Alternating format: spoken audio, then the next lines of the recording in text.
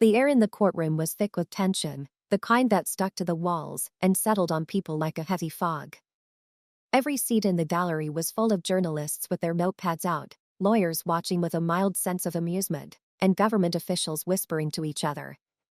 Cameras flashed on and off, capturing what was quickly becoming the most talked about case of the year. Olivia Miller, 17, stood at the defense table, her hands gripping the smooth wood with a quiet intensity. She was wearing She wore a navy blazer that was a bit too big on her, and a white blouse that was buttoned all the way up. She knew she looked like a teenager trying to play lawyer in a courtroom full of experienced lawyers, but looks didn't matter. She wasn't there to impress them, she was here to prove her father's innocence. Her father, David Miller, a respected financial executive, sat at the defendant's table, his face lined with exhaustion, and his suit, which used to mean power and control, now looked like a cage. He had his hands on the table. He shook his head and twitched his fingers as he listened to the judge, who was about to take away his freedom.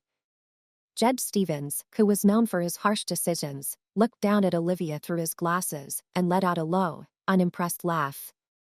He then spoke to Miss Carter in a condescending tone. "I admire your courage, but this is not a high school debate. Your father is accused of orchestrating a multi-billion-dollar fraud scheme. This court doesn't have time for theatrics." The audience laughed softly. A murmur shook the room like a wave, and some of the prosecutors smirked and crossed their arms as if they were waiting for the naive teenager in front of them to crash and burn. Olivia's spine stiffened, but she didn't flinch. She was ready for ridicule. She even wanted them to laugh at her, because it made what she was about to do even more powerful. She took a slow breath to calm herself down, and then she spoke. "Your Honor," she said, "the prosecution's case is." The courtroom went silent for the first time since the trial started. There was a shift in the air, even Judge Stevens' smirk faded a little. Olivia reached into her case file and pulled out a set of printed documents that were crisp and perfectly aligned. These records, she continued to hold them up, contain financial discrepancies that do not match the prosecution's timeline. The timestamps on the transactions that are said to link my father to fraud have been changed. The original data was compared to Internet national banking logs, and I can show you the prosecutor, David Crane, a cold-eyed federal attorney known for his high conviction rate, scoffed and cut her off. "This is ridiculous," he said, shaking his head. "We are wasting time entertaining the delusions of a desperate child." Olivia's jaw clenched. "Let me present my findings," she snapped back. "If I'm wrong, then what are you afraid of?" Crane's eyes darkened, but before he could answer, something in the room moved, and the courtroom doors opened. Suddenly, the doors flew open and hit the walls with such force that it sent a sharp echo through the chamber. The silence was broken when a group of federal agents stormed in with their weapons drawn. The energy in the room changed from legal discussion to pure, unfiltered chaos. Olivia Miller, one of the agents, spoke up and said, "Step away from the bench. You are under arrest for unauthorized access to classified financial records." This caused gasps to go up throughout the courtroom for the first time. Olivia's carefully constructed calm broke me. As reality hit her, her fingers tightened around the papers. This wasn't about the evidence or justice, it was a setup. The judge stayed seated, stone-faced, and the prosecution didn't even look surprised. The pieces fell into place too quickly, and too brutally. She had gotten too close. Olivia barely had time to react before one of the agents grabbed her wrist, wrenched it behind her back, and snapped a pair of cold steel handcuffs around her wrists. Two police officers held him back and put him down as he struggled. Olivia's voice cracked as she twisted in their grip, but her resistance didn't matter. The reporters were going crazy, flashing their cameras and scratching their notebooks as they recorded the girl who thought she could beat the system being dragged away in handcuffs. Judge Stevens let out a low sigh and rubbed his temple as if he was tired of the whole thing. "This court is adjourned," he said, slamming his gavel. Olivia's vision became blurry as she was pushed toward the exit. Her heart was beating so fast that she could hear it in her ears. She had come here to fight for her father's freedom, and now she was fighting for her own. Olivia Miller had always been different. While other kids in her neighborhood spent their afternoons at the mall or with friends, Olivia liked the quiet hum of a computer screen. She was obsessed with technology and would spend hours breaking codes and decrypting encrypted files just for fun. Olivia purposely kept her social life small because she didn't like making new friends. People were unpredictable, but computers weren't. She could control them, manipulate them, and bend them to her will. It made her feel powerful in a way that real life never did at school. She was the girl who sat in the back of the class with her headphones on and her hoodie up, barely noticing the people around her. She wasn't bullied, and most people didn't even notice her, which was fine with Olivia. The fewer distractions, the better. Olivia could have spent her time doing more important things, like breaking down complicated systems and networks and finding holes that even professionals missed. Her father, David Miller, was one of the few people who really understood her. As a high-level financial executive, he was one of the smartest people in the business world, constantly dealing with billion-dollar accounts and market fluctuations. Even though they didn't always talk deeply, Olivia respected him because he saw her brilliance when others thought she was just another shy person. Unlike her mother, who was always trying to get Olivia to act normal, he never forced her to change. Olivia had no idea how quickly everything would fall apart. It happened late at night, right after dinner. She was scrolling through a cybersecurity forum in her bedroom when she heard tires screeching outside and then heavy boots pounding up the driveway. The front door burst open with such force that the walls shook before she could figure out what was going on. Voices filled the house. David Miller told her to step forward with her hands in the air. She had just barely time to get out of her room before she saw the federal agents. Their badges were shining in the dim hallway light, and their hands were resting on their gun holsters. Her father stood in the middle of the living room, still wearing his work suit and looking shocked, but calm. Olivia's mother Rachel was holding his arm and staring wide with fear. "What is this?" David asked in a calm but firm voice. "There has to be a mistake." One of the agents stepped. "David Miller, you are being arrested for financial fraud, wire fraud, and conspiracy to commit embezzlement." Olivia felt like she had gunshots in her ears. Fraud conspiracy didn't make any sense. Her father was a man of precision who lived and breathed financial integrity. He wasn't careless or dishonest, Dad. Olivia started, but before she could say anything else, two agents grabbed him and twisted his arms behind his back.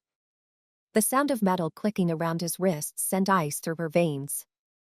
David said in a firm but tense voice, "I need to call my lawyer." The agent cut him off. "You can make your statements downtown, and your lawyer will be there." Rachel started crying, pleading with the agents, "Please don't do this in front of our daughter. He hasn't done anything wrong." Olivia wasn't crying or shaking, she was frozen, her mind racing with thoughts of how quickly and efficiently they had planned this. It wasn't just an arrest, it wasn't just an investigation, it was a. David looked for Olivia's eyes, and, when he saw them, his face softened a little. "Olivia," he said, "listen to me carefully." One of the agents grabbed him and yanked him toward the door. Olivia woke up and grabbed her father's arm, saying, "You can't just take him. He hasn't even had a chance to say anything." Another officer stopped her by grabbing her shoulder and pushing her back. "Miss, step away," Olivia said, "You're making a mistake." David let out a sigh and shook his head. "Olivia, it doesn't matter what he said," his voice was lowered just for her, "but I need you to pay close attention." She forced herself to look him in the eyes and whispered, "Don't trust anyone, not the lawyers, not the reporters, not even the ones who say they're here to help. If you want the truth, you'll have to find it yourself." The agent holding him down pushed him forward and told him to go. Olivia clenched her fists and said, "I'll get you out."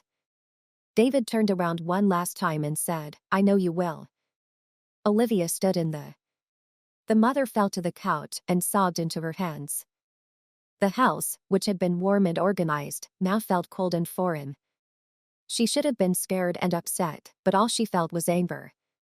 Her father had been set up, and she knew it with all her heart. Whoever did this had enough power to arrest her without even giving her a hint. She had spent years in the shadows learning code, breaking into systems that people thought were impossible to break. Now that she had the skills and knowledge, she was ready to do something about it. She was going to look through every financial record, transaction, and line of encrypted data until she found the truth. She was going to outsmart them and make them regret ever trying to frame her father. Do you think Olivia is making the right decision by risking everything and breaking the law to access private records to prove her father's innocence? Let us know in the comments. Olivia Miller was sitting stiffly in the metal chair across from her special agent. Her wrists were resting on the cold surface of the table. What will Olivia find in her investigation? Will she find the proof she needs, or will she be stopped before she can reveal the truth? Don't forget to hit the like button and stay tuned to find out. The walls of the interrogation room were a dull, lifeless gray that made you feel like you were being suffocated on purpose. The fluorescent light above buzzed, faintly flickering just enough to be annoying. Michael Crane looked through a thick file with a detached, amused look on his face. He wasn't in a hurry. He wanted her to feel bad about what she had done. "You really screwed up, kid," he said, his voice flat and uninterested. "You hacked into federal financial records. That's a felony. You're looking at real time here." Olivia didn't answer, so Crane smirked and tapped the file in front of him. "You think I'm bluffing?" He then said, "You think I'm bluffing?" Olivia clenched her fists under the table and said, "I was trying to prove my father's innocence." Crane leaned forward and pretended to be interested. "Is that right?" Olivia asked. "From where I'm sitting, it looks like you were looking into things you had no business looking at." Olivia let out a sharp breath and said, "The prosecution's evidence was manipulated. I found discrepancies, transactions that never happened, and timestamps that don't match reality." Crane laughed and said, "Oh, so now you're a forensic analyst?" A high school senior with a keyboard and Wi-Fi thinks she solved a case the FBI has been working on for months. Olivia met his eyes and said, "Yes," and his smirk went away. Crane opened the file again and flipped through a bunch of papers before pushing one toward her. It was a printed log of her all-night activity that included hacked financial statements, classified court records, and surveillance footage. Crane leaned back in his chair and looked at her. "Here's how. This is going to work. You're going to tell me everything you know, including every file you looked at and every person you talked to. If you do this, maybe I can get the U.S. Attorney's Office to consider leniency." Before Olivia could answer, the door swung open and a man walked in. He wasn't dressed like a federal agent. His black jacket was worn but useful, his boots were scratched, and his face was hard and expressionless. Crane frowned and asked, "Who the hell are you?" The man didn't answer. Instead of answering, he turned to Olivia and said, "We need to leave now." Crane slammed his hands on the table and said, "I don't know who you think you are," but the first explosion sent a tremor through the building. The walls rattled with dust. The man ignored him and turned back to Olivia. "Your life is in danger. You have about 2 minutes before this whole building turns into a war zone." Olivia blinked, confused. "Who are you?" the man asked. "Carter, let's go." Crane slammed his hands on the table and said, "I don't know who you think you are," but the first explosion sent a tremor through the building. As the sound of the explosion echoed through the building, Olivia Miller quickly turned her head toward the door, just as the emergency lights flickered, turning the room into a dim, blood-red glow. She didn't know what was going on, but it was clear that this wasn't just another security drill. Across from her, her agent Crane's smug face turned into a scowl as he asked Carter, "What the hell is going on?" "We need to leave now," Crane yelled as he jumped to his feet and stepped in front of him. "You can't." Another explosion shook the building. This one was closer, and the force sent a tremor through the floor, knocking over the coffee on the interrogation table. Carter didn't give Crane another second to argue. He quickly pushed the agent aside and pulled Olivia into the hallway. Olivia barely had time to catch her breath as Carter dragged her forward. As they ran through the hallway, Olivia asked, "Who's attacking us?" Carter tightened his grip on her, "Not the government. These guys aren't here to make arrests." That shocked her. If this wasn't a government raid, then who the hell was it? As they turned a corner, they almost collided with a guard who had his gun drawn. The man's uniform bore the emblem of the facility security force, but before he could speak, something hit him quickly and silently. A bullet tore through his chest, and his body jerked backward before he fell down. As Carter slowed down just enough to drag Olivia toward an emergency exit, Olivia's heart slammed against her ribs as they smashed through the stairwell door. Gunfire rang from above and below, forcing Carter to change direction. They took the stairs two at a time, bowing down. Olivia didn't know where they were bowing. All she knew was that whoever was attacking this place wasn't leaving any survivors. By the time they got to the lower level, the air was thick with smoke. A fire suppression system hissed from the ceiling, trying to put out the fires that were spreading through the halls. A group of security officers lay motionless near the elevator, their bodies covered in bullet holes. Carter didn't slow down as he pulled Olivia toward a security checkpoint with a narrow hallway that led to what looked like a cargo elevator. Olivia barely had time to take in the chaos around her before she heard the sound of fast, precise footsteps coming toward her. They weren't soldiers or police officers, they were mercenaries. Carter's voice was low. She hesitated. "What about you?"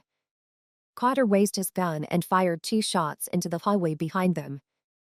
A man's body fell before the rest of his team could round the corner. "I'll be right behind you," he said. "Go." Olivia slammed her hand against the control panel as she rushed into the elevator. Just as the doors closed, Carter jumped inside and pressed himself against the wall. As soon as the doors closed, bullets hit the metal outside, asking, "Who are they?" Carter ejected the empty magazine. "People who don't leave witnesses." The elevator shook as it went down. Olivia looked at Carter and asked, "Why are they here?" "They're not here for you, they're here for whatever you found." He exhaled, "They're here for whatever you found." That stalked her. She had only been trying to prove her father's innocence. She had been careful, hadn't she? "Someone doesn't want this case reopened, they wanted your father buried, and now you're in their way," Carter said. The elevator jerked to a stop, and the door slid open to reveal a dimly lit corridor. Olivia saw that Carter was pointing for her to follow him as they ran quickly toward the door. Behind them, another explosion shook the building, and firelight flickered from the upper floors, lighting up the night sky. The whole building was falling apart. When Carter got to the loading dock, he yanked open a security panel and entered a code. The heavy steel doors groaned as they slid open, revealing a black SUV waiting. Without hesitation, Carter pushed Olivia out of the way, jumped out of the passenger seat, and took the wheel. The engine roared to life, and before she could process what had just happened, they were speeding away from the burning building. The SUV sliced through the empty roads at full speed, and in the rearview mirror, the city skyline blurred past, with flashing emergency lights from fire trucks and police cars getting farther away. Olivia sat in shock, gripping the door handle, as the adrenaline in her veins started to wear off. She thought about her father again and how someone had set him up, fabricated the evidence, and used him as a scapegoat. She was so focused on proving his innocence that she hadn't thought about the bigger picture. The person or people who were behind this wouldn't just sit back and let her figure it out. They would kill her if they were willing to frame him. Carter didn't deny it. Olivia clenched her jaw, vowing, "I'm going to clear his name for the first time, no matter how dangerous it is." Carter looked at her with determination. He didn't pull her out of the interrogation room scared or confused. She wasn't just a naive teenager caught up in something bigger than herself. She was someone who wouldn't be quieted. She nodded. "Then you better be ready to go all the way, kid." His voice was quiet but firm. "Whoever set your father up, they won't let you walk away alive." The city lights stretched out in front of them, a maze of uncertainty and danger. This wasn't just about proving her father's innocence anymore. She was in a war, and the people she was up against. They already knew she was a loose end, so she had to be ready. The SUV roared down the empty highway, and the city faded behind them as the street lights went out. Olivia sat stiffly in the passenger seat, her fingers still on the door handle. Her mind was racing with all the things that had happened in the last few hours, the courtroom, the attack, the facility, the mercenaries. It felt like a nightmare she hadn't woken up from. She looked at Carter, who was focused on the road, and asked, "Where are we?" He said, voice low, "We need to get off the grid before they lock down every road out of the city." Olivia asked the government, "Who framed my dad?" Carter didn't answer right away. His grip on the steering wheel got tighter before he finally said, "Assume it's everyone." That didn't help Olivia calm down. They drove in silence for over an hour, avoiding security checkpoints and major highways. When Carter finally pulled off the road, it was in an industrial zone. Tall, empty warehouses stood out in the night, their rusty steel beams cutting through the sky like the bones of a long-ago past. Carter drove the SUV through a broken fence and a narrow alley before stopping in front of a big, falling-apart building and turning off the engine. "Is it safe?" Olivia asked, looking at the broken windows and graffiti-covered walls with doubt. "It's safe because no one comes here," Carter replied, opening his door. "Let's go." Reluctantly. She followed him through a rusty side door and into a huge room full of broken-down machinery and crates. There was a single light flickering in the middle of the room, casting eerie shadows along the walls. She quickly checked a duffel bag tucked into a metal locker against the far wall. Inside were supplies, water, cash, and weapons. He threw her a black hoodie and said, "Put this on." Olivia hesitated before pulling it over her head and said, "You've done this before." Carter didn't look at her as he zipped the bag more times. Shelby swallowed hard. This wasn't a game. Whoever they were up against wasn't just hiding a crime. They could erase people, and now she was one of their targets. Carter didn't have to tell Olivia to stay off the grid. She knew the risks. But she couldn't do nothing. She had to do something. "I need to look into the financial records again," Olivia said. "There has to be something we missed." Carter sighed and rubbed his forehead. "If you do that, they'll find us in." Carter looked at her angrily and pointed to an old wooden workbench in the corner, telling her to get to work right away.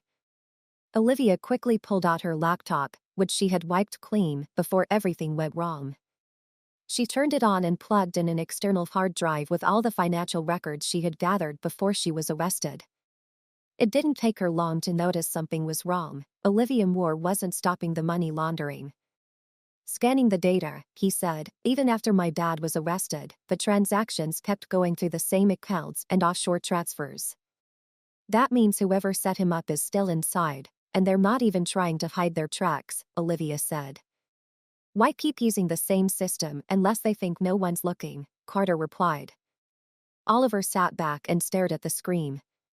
She had thought her father was the mastermind behind this operation, just like everyone else. Someone else was in charge, and they used him as a sacrifice to keep their hands clean.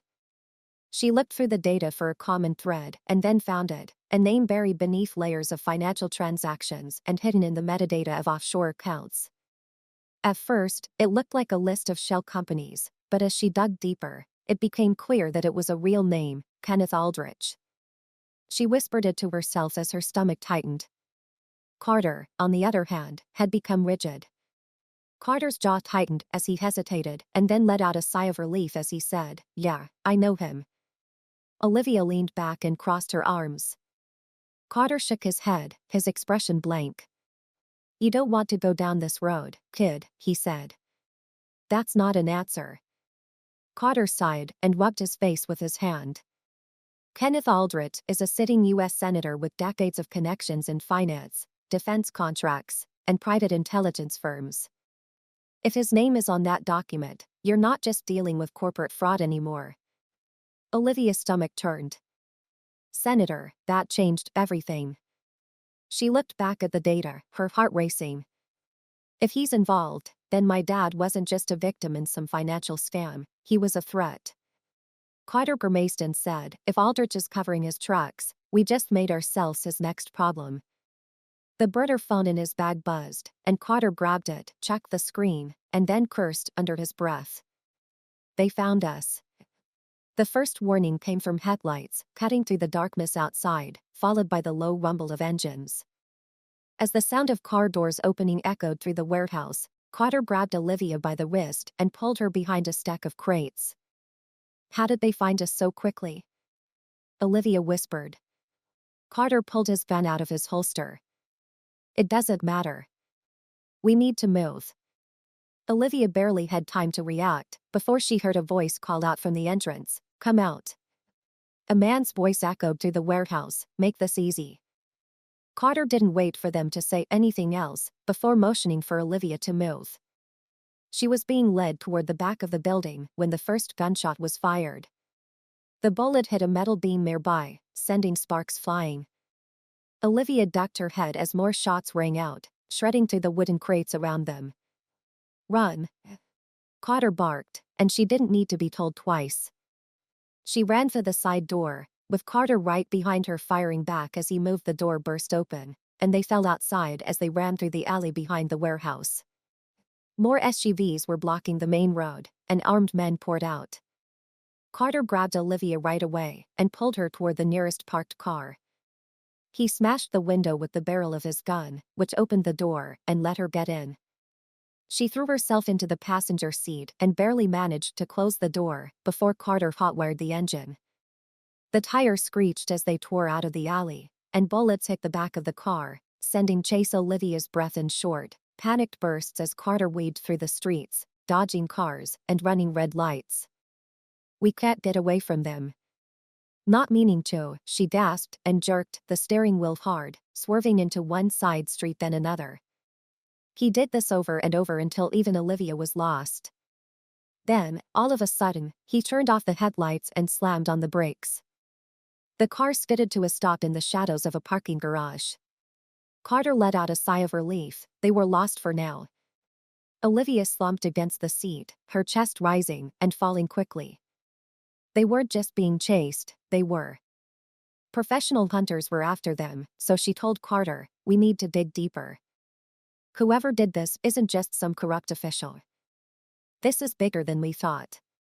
Carter agreed, "Then we'd better start thinking like ghosts, because the only way to beat their enemies was to be one step ahead." Olivia sat in the passenger seat, her hoodie pulled over her head, and her fingers gripping the burner phone they had picked up 3 days earlier. That's how long they had been on the run, always moving, never staying in one place for more than a few hours. Every time they checked the news, things got worse. The media had made her a national headline: "Fugitive teen hacker Olivia Miller wanted for federal crimes." Every news anchor portrayed her as a dangerous criminal who had tampered with classified financial records and leaked national security secrets. There was no mention of her father or the fraud case. The real criminals had successfully skewed the story against him. She turned to Carter and said, "They're making me the villain." Carter parked the car and turned off the engine before answering.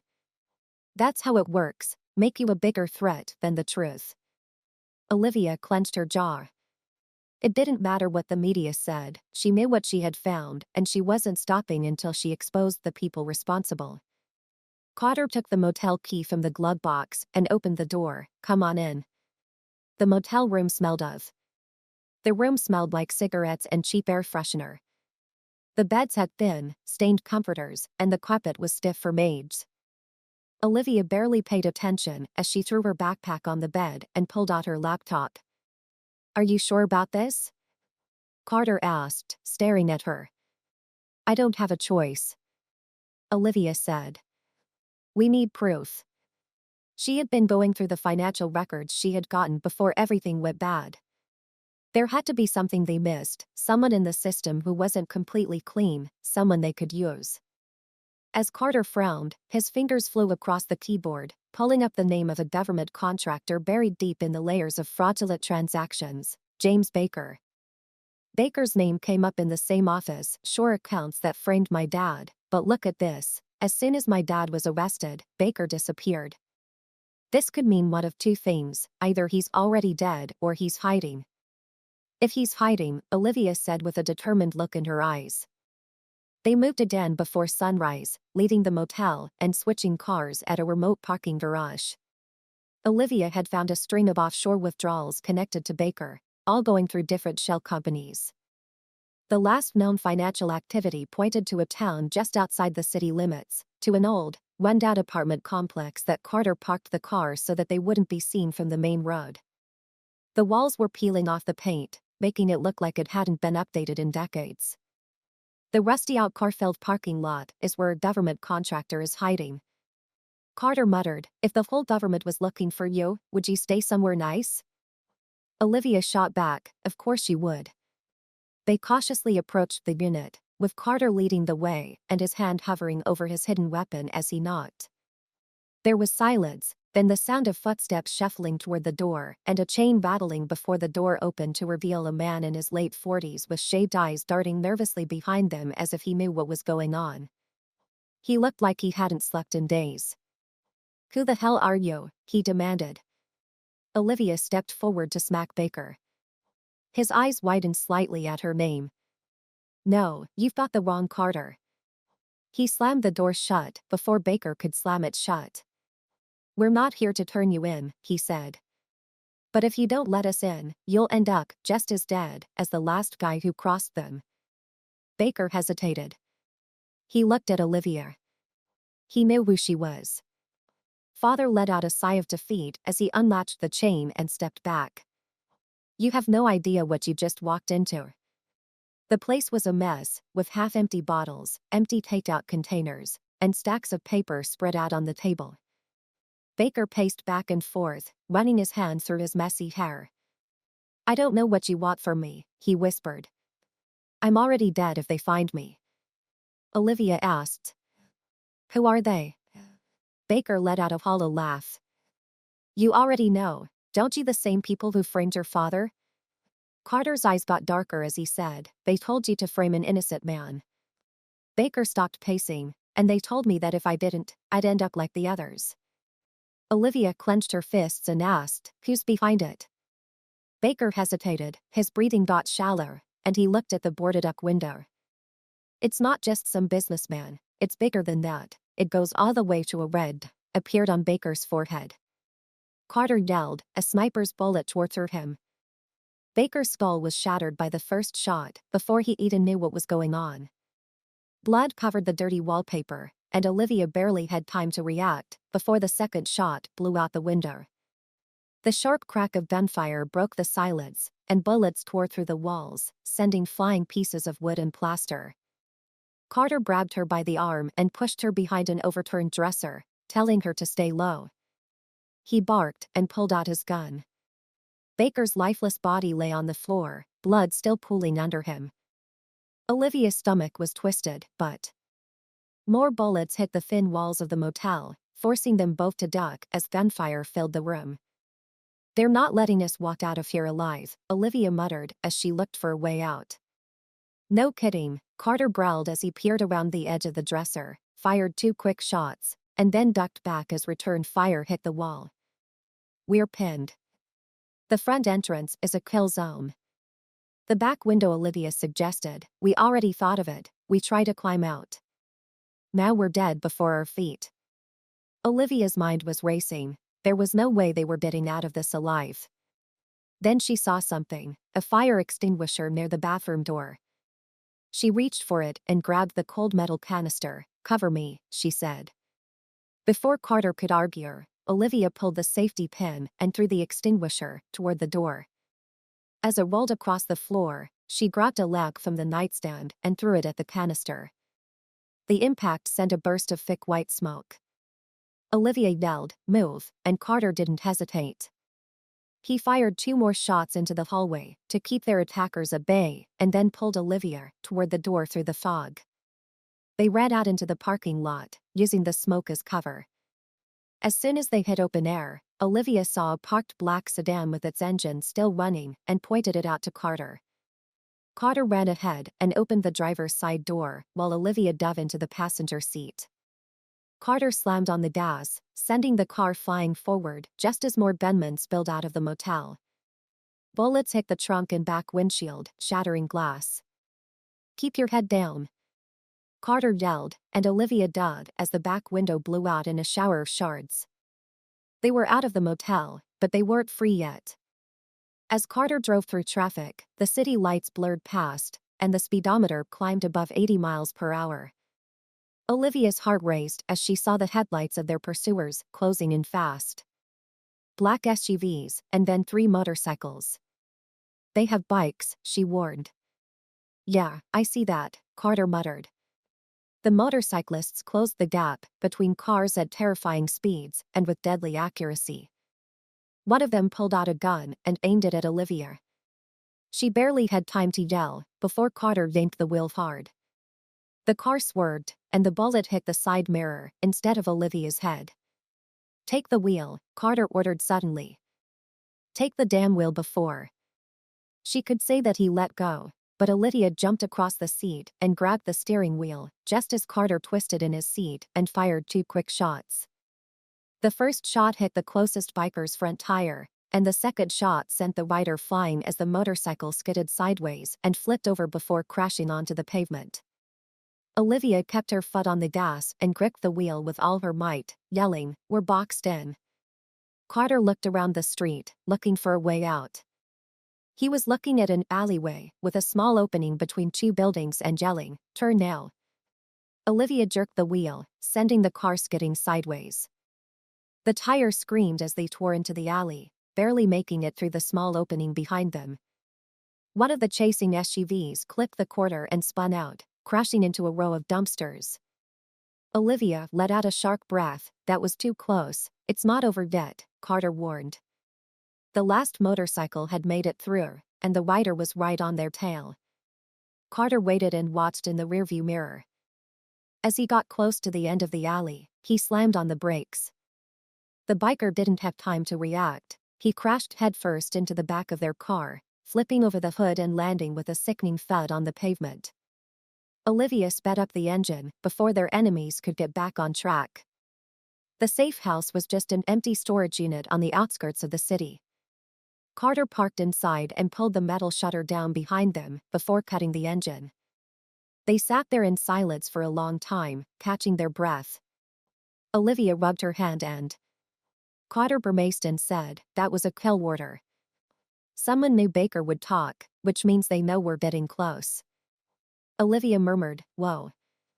Carter pulled out a burner phone and started scrolling through an encrypted newsfeed. His face darkened as he turned the screen toward her. Olivia's breath hitched as a government-issued alert flashed across the screen. Olivia Miller, a cyber terrorist who hacked into federal security networks, is now considered a. The words "national security threat" made Olivia's stomach turn. "That's not just damage control," Carter said. "That's a death sentence." Olivia swallowed. "That means FBI police private security, everyone's going to be looking for me." Carter nodded. "They're cutting off every exit. If we try to go public now, they'll discredit everything before it even hits the news cycle." Olivia clenched her fists. "So what do we do?" Carter asked. "We don't run, we go deeper." Carter glanced at her more closely and said, "We need to find someone inside the system, someone close to the senator, someone who is scared enough to flip." Olivia remembered the files she had stolen. In them, she had seen a pattern of large transfers of money going through shell companies. Someone on the inside had to be handling the money, and if they could find that person, they might be able to get what they wanted. The storage unit was dimly lit by a single fluorescent bulb flickering above Olivia as she leaned over her laptop fingers. She was frantically tapping on the keyboard, and the musty air smelled of old concrete and dust, but she barely noticed Carter sitting nearby with his arms crossed, watching as she went through layers of encrypted data. "Who is she?" Carter asked as she looked closely at a name that came up in the financial record she had pulled before Baker's murder. "Alicia Monroe Carter," she said, leaning forward. "She was a senior financial analyst under my father," Olivia explained as she clicked through pages of data. "She oversaw high-level transactions for the firm before the scandal broke after my father's death. After her dad was arrested, she disappeared. There was no social media, no known addresses, and no one knew what happened." Carter frowned and said, "You think she ran because she knew something?" Olivia nodded. "She didn't just disappear. Look at this." She turned the screen toward him and showed a pattern of financial activity. she's still in the city. She changed her name, but I tracked her banking trail. She's been taking out small amounts of cash from ATMs and moving around, never staying in one place for too long." Carter sighed and shook his head. "If she's still breathing, that means she's valuable, and if she's valuable, she's being watched." "This is risky," Olivia said with determination in her eyes. "We don't have a choice." By the time they got to the financial district, it was almost dark, and Olivia was sitting in the passenger seat of their stolen sedan, 2 blocks away from a tall glass building. She peered through a pair of binoculars at the entrance. Alicia Monroe came out of the lobby wearing a beige jacket and dark pants. Her hair was pulled back into a neat bun, and she walked quickly and purposefully, her eyes darting to the corners of the street as if she thought someone or something was following her. Carter pecked his hands on the wheel. "She's nervous, which means she knows she's a target." Olivia put down the binoculars. "We need to make this quick." Carter sighed. "You stay here," she said. "I'll approach her before he could finish." She looked at their car for a split second, and then turned and ran down the street. "Damn it," Carter cursed, putting the car into gear. "She saw us," Olivia said, pushing the door open before Carter could stop her. "We have to catch her before she disappears again." Carter barely had time to swear before Olivia was already running down a narrow alleyway, chasing Alicia. The analyst was fast, her heels clicking against the concrete, but fear made her reckless. Olivia followed, weaving in and out of. Carter's voice cracked in her earpiece. "She's going toward the underground parking garage," but she was cut off before she could get to the exit. Olivia ran ahead, taking a side path that led directly to the entrance of the garage. Just as Alicia reached the lower level, Olivia slid into view and blocked her path. Alicia stopped in her tracks, her eyes and chest going crazy. With one swift motion, she pulled a small pistol out of her purse and pointed it at Olivia. "You shouldn't have come here," Olivia replied. Carter walked in from the side with a gun drawn. Monroe told Alicia, "I don't know who you think I am, but I can't help you." Olivia stepped forward with her hands raised and said, "I know you worked for my father. I know you handled the financial transactions that got him arrested." Alicia's face lit up with guilt, but she shook her head and said, "That's over. That's done." Olivia pressed her. "It's not because I know my father was framed, and you do." Alicia's breathing was all over the place, and she swallowed hard, tightening her grip on her gun. "I don't have much time," she whispered. "They're watching me. I shouldn't even be talking to you." Carter's tone hardened. "We already know about the senator." Alicia's eyes widened slightly, and Olivia stepped closer. "You were forced to fabricate evidence, weren't you? You planted false records to make it look like my father was guilty," she said. Alicia closed her eyes and shook her head. "I didn't have a choice."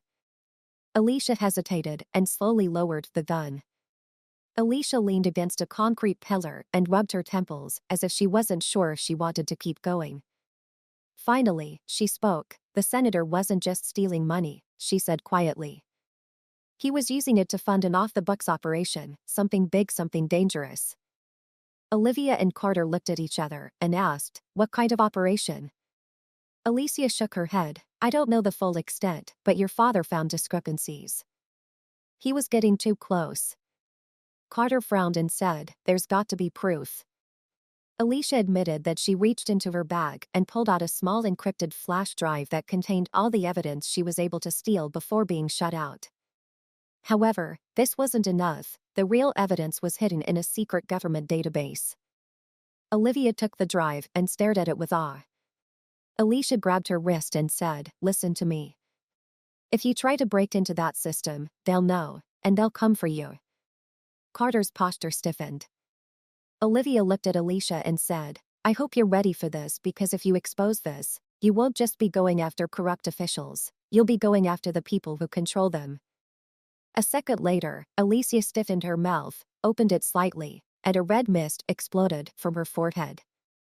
A gunshot echoed through the garage as Alicia's body crumpled to the ground. Sniper Carter yanked Olivia to the ground just as another bullet hit the concrete next to them. Chaos broke out as black SUVs drove off. As the tire screeched into the garage and the pavement, men in tactical gear poured out their weapons and waited for us. Olivia gasped, and Carter grabbed her arm, telling her, "We have to move." They ran for the nearest car as bullets flew around them, and Carter fired a few shots to protect himself, breaking the windshield of one of the approaching SUVs. Olivia jumped into the driver's seat of a nearby sedan and grabbed Alicia's fallen bag for the keys. Carter dove into the passenger side just as another shot went off. A bullet hit the hood drive, and Carter barked. Olivia sped up and sat hunched over her laptop as they sped out of the parking garage and through the security barrier behind them.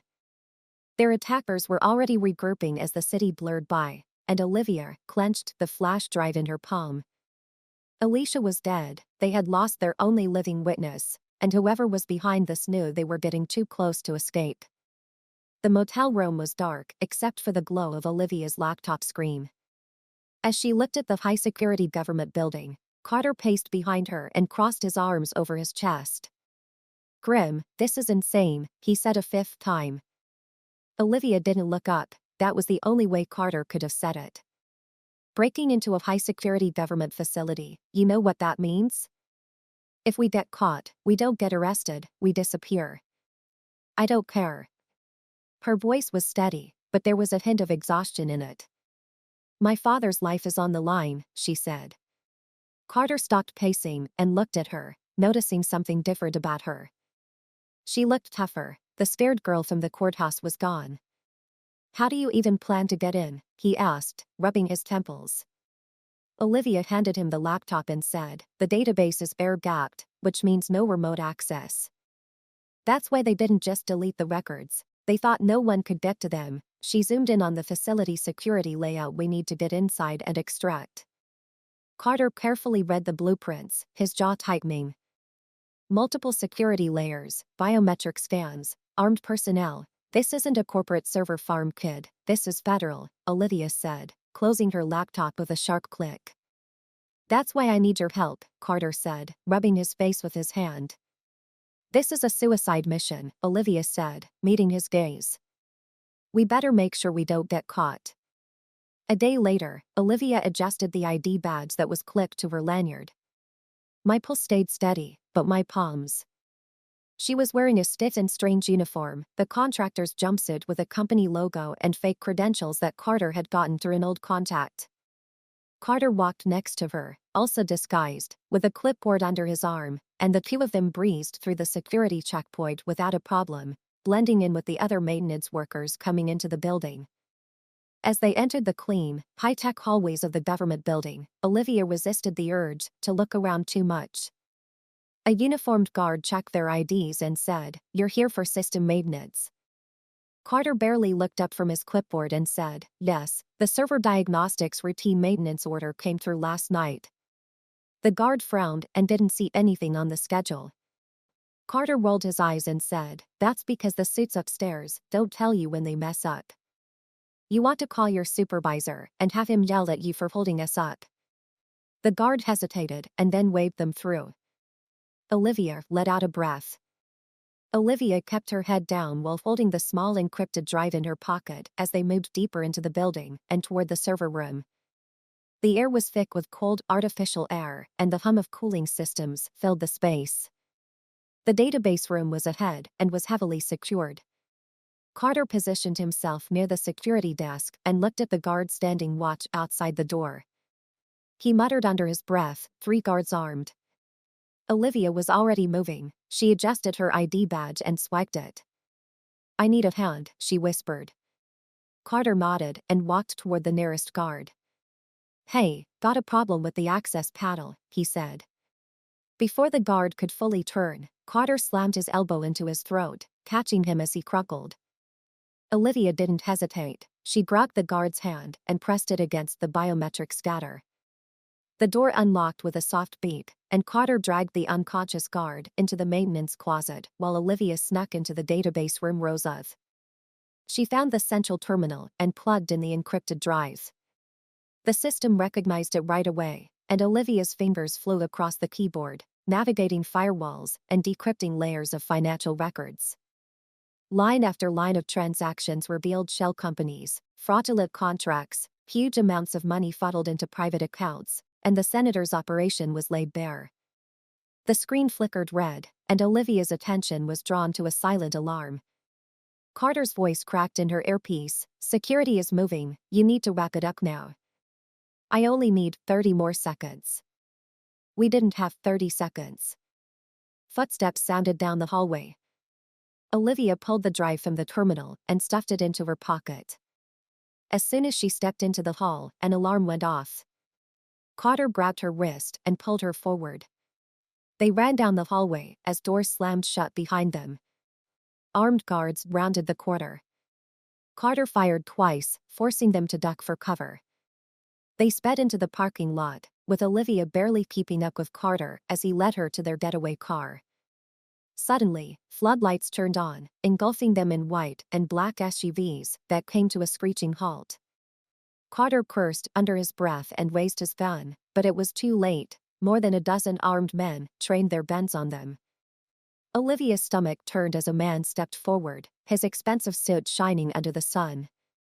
Senator Kenneth Aldridge adjusted his cufflinks and smirked as his eyes settled on Olivia. That was funny, because two of his men grabbed Carter and pulled his gun away, and another grabbed Olivia by the arm and painfully twisted it behind her back.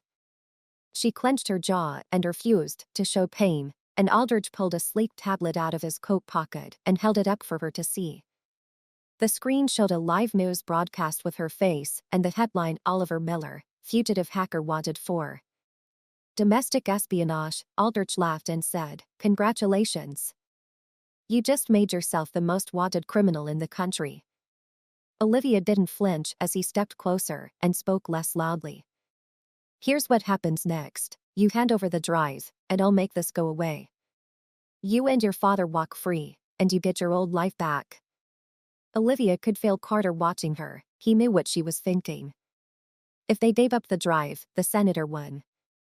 "Miss Miller," Olivia stood in the senator's grip, his fingers digging into her arm just hard enough to remind her that he was in charge. The convoy of black SUVs around them made an insurmountable wall of armed men watching with expressions that couldn't be read. Carter was held back by two guards, his gun taken away, and Aldridge still had that smirk, the kind of competence that comes from years of untouchable power. He held up the encrypted drive she had risked everything for and tilted it between his. He sighed and pocketed the drive with a sense of finality. "You've lasted longer than I expected. Most people who cross me don't make it this far," he said with a smooth, calculating voice. "But this ends now." Olivia slowly let out a breath, her mind racing with possibilities. They couldn't shoot their way out of this. She only had one card left. "You don't get it, do you?" she asked, her voice steady even though she was feeling a storm inside her. "You think that drive is the only copy?" The senator's smirk faltered for a moment. Olivia saw it right away and said, "I uploaded everything." She continued, "A secure server. If anything happens to me, every major news network work, every investigative journalist, and every watchdog agency gets full access." She leaned in a little and lowered her voice. "You can kill me, but by morning the whole world will know exactly who you are." Aldridge's jaw tightened as he thought about the risk and whether she was bluffing. Olivia stood her ground and refused to blink. Then something amazing happened. The smile on his face turned into cold rage, and the tension in the air became unbearable. The senator's men shifted while waiting for a signal. Carter, who was standing a few feet away, stiffened up and moved without hesitation. He yanked himself free from the guards who were holding him and grabbed the closest guard's sidearm from his holster. The man barely had time to react before Carter pressed the barrel of the gun against his throat and yelled, "Let her go," in a voice as sharp as a blade. Olivia felt the shift, the razor-thin line between negotiation and violence, but Aldridge was unfazed. He laughed and shook his head as if they were nothing more than a minor inconvenience. "You really think you can fight your way out of this?" "I don't need to fight my way out," Olivia said in a calm voice. "You do." That's when she heard it, the low rumble of approaching vehicles and the distant wail of sirens. Aldridge heard it too. His expression darkened, and he snapped his head toward the Then, out of the darkness, a fleet of black SUVs roared onto the scene, their engines growling like predators descending on prey. But these weren't Aldrich's men, they were FBI agents. The senator barely had time to react before the agents poured out tactical teams, scanning the parking lot with their weapons raised. "Drop your weapons," a voice boomed, and Aldrich's men hesitated for too long. That's all Carter needed. With a sharp move, he elbowed the man next to him, sending him flying. As chaos broke out, Carter fired a warning shot into the air. Aldrich then turned on Olivia and grabbed her by the collar. "What did you do?" he hissed. Olivia stumbling backward, she freed herself and said, "I told you I'm not the only one who wants justice." She had ticked them off hours earlier while she and Carter were still inside the facility. She sent an anonymous data package to the bureau that was enough to get their attention enough to bring them here. The senator's face was twisted with anger. As agents surrounded him with their hands in the air, Aldrich froze as they closed in on him, the red and blue lights painting his face in alternating streaks of amber. One of the lead agents stepped forward with a gun drawn and told Senator Kenneth Aldrich, "You're under arrest for conspiracy, fraud, and obstruction of justice." Aldrich's confidence broke as they put him in handcuffs, and Olivia saw the moment he realized it was over. The scene erupted in a frenzy of flashing lights. Olivia stood there frozen as the unthinkable happened. The man who had set up her father's downfall and tried to kill her was being pushed into the back of a federal SUV. Aldrich glared at her, his lips curling into something that looked like a sneer. "This won't change anything," he spat. "Men like me don't fall." Olivia took a step closer and met his face head-on. "You already did," he said, and then he was gone. As the convoy of black SUVs pulled away, Olivia let out a breath she hadn't held in. Realizing what she was holding, the FBI continued to secure the scene and arrest the remaining suspects. A familiar figure approached Agent Crane, the same man who had questioned her back at the facility. He looked at her with his arms crossed and said, "You made some powerful enemies today." Olivia squared her shoulders, her tiredness overshadowed by the rush of victory. "Yeah, well," she said, looking at Carter, "they made me first." Crane shook his head and smiled. "I don't know whether to arrest you or thank you." Olivia raised an eyebrow. Carter laughed and said, "Okay, kid, let's get you home." Olivia hesitated, and then her father Crane nodded. "The case against him has been overturned, and he's free." Those words hit her like a sledgehammer to the chest. The storm didn't end when Aldrich was arrested. In fact, it was just getting started. Within hours, every major news outlet was covering the story. Corrupt U.S. Senator exposed in government conspiracy, massive money laundering operation tied to high-level officials. The headlines were different, but the message was the same. Aldrich's empire had fallen, and he was taking flight. Politicians who used to be proud to stand next to him were now scrambling to cover their eyes as their desperate shock and disbelief filled the media. But it wasn't just him. Investigations were already underway to find corporate executives, financial insiders, and government officials who had benefited from his schemes. The covert operation Aldrich had been funding, the one Olivia had risked everything to expose, had been completely dismantled, and documents, transaction records, and offshore accounts were found. Olivia found accounts that painted a much darker picture than simple fraud. Intelligence agencies had already started looking into the size of the network, and arrests were inevitable. Olivia stood outside the federal holding facility with her arms around herself as the sun was just starting to rise. The past few days had been a blur of debriefings, legal meetings, and constant press attention, but that didn't matter now because she was waiting for one person, her father. The steel doors creaked open, and for a second she thought about what. David Miller walked out of the house and looked older and thinner than she remembered. He was a former powerful financial executive who had run boardrooms and built empires, but now he stood in front of her like a man who had seen too much. His eyes searched for her, and when they met hers, something softened in them for a moment. Neither of them moved, and Olivia stepped forward, and he pulled her into a tight embrace.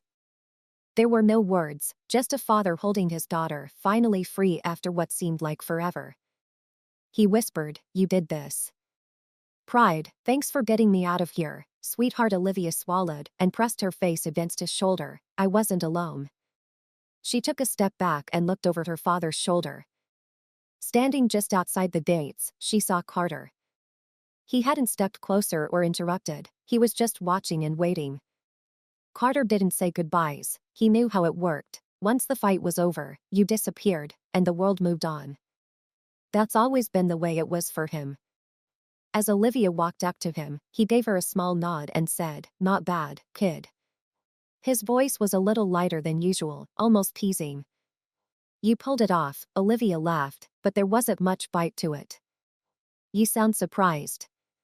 Carter smirked a little. They stood there for a moment, the weight of everything they had been through settling between them. "What happened, Sal?" Olivia finally asked. "Time for me to go, my job's done." That should have been the end of it, he should have turned and walked away. Something stopped him. "Listen," he said, his voice lowering slightly. "You exposed a senator, but the people above him don't just disappear." This made Olivia's stomach tighten. Carter met her gaze with his usual smirk on. "Watch your back." Before she could answer, he turned and walked away, disappearing into the morning light. Later that day, Olivia stood in the doorway of her childhood home, her father standing next to her, and her mother waiting at the door, eyes red from crying. Before she said a word, Olivia had barely. As soon as Olivia walked in, her mother grabbed her and hugged her again. They whispered half words of relief, disbelief, and love. Olivia was home for the first time in months, but it wasn't the same. The house felt smaller, like she had outgrown it in ways she hadn't realized. Even the world outside had changed, she wasn't invisible anymore. Some saw her as a hero for exposing one of the biggest political scandals in recent history, while others saw her as a threat, a wild card with the knowledge and skills to bring down powerful men. It didn't matter because she knew her dad was safe, and that was enough. Thanks for watching all the way to the end. If you liked the story, please like the video and follow for more.